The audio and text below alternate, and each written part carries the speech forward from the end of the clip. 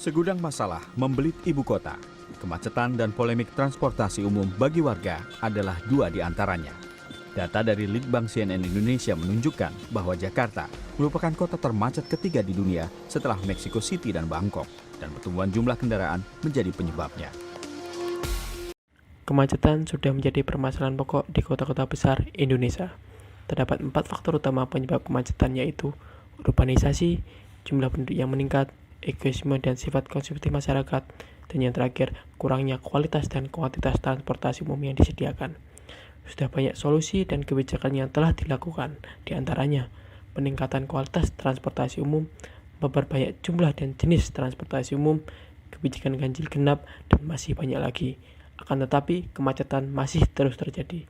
Oleh karena itu, dengan memanfaatkan teknologi IoT, Artificial Intelligence, dan Big Data, kami menawarkan sebuah sistem untuk mengurangi kemacetan yang terjadi, yaitu dengan mengoptimalkan durasi lampu lalu lintas pada persimpangan jalan. Sistem ini kami namakan S3LA.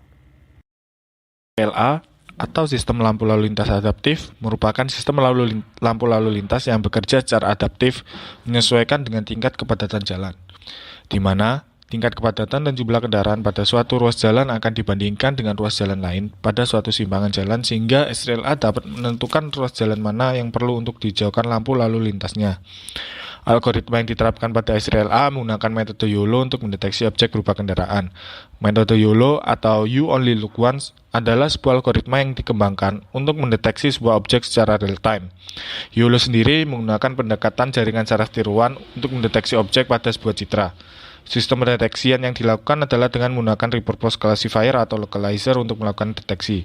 Pada S3LA, algoritma YOLO yang digunakan merupakan algoritma yang telah di-training sebelumnya dengan dataset yang ada, sehingga dapat mendeteksi objek berupa sepeda motor, mobil, bus, dan kendaraan lainnya yang ada di jalan.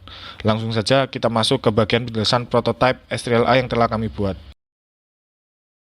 Baik, selanjutnya seperti yang dapat kita lihat pada layar saat ini, terdapat 4 buah citra gambar, yang mana tiap citra tersebut mewakili lajur di sebuah perempatan.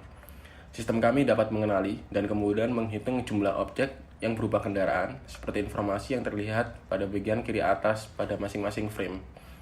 Kemudian, sistem kami akan menentukan lajur mana yang sekiranya harus dihijaukan. Pada contoh kali ini, terdapat 2 scan lampu lalu lintas, yang mana terdapat 2 jalur dari barat ke timur atau sebaliknya, dan 2 lajur dari utara ke selatan atau sebaliknya. Terlihat bahwa lajur barat ke timur atau sebaliknya lebih padat dari lajur yang lain, sehingga sistem kami akan menghijaukan lajur tersebut dan memerahkan lajur yang lain. Pada prototipe sistem saat ini, kami menggunakan microcontroller yang terhubung ke sistem pusat sehingga dapat mengontrol nyala lampu lalu lintas sesuai algoritma yang ditentukan.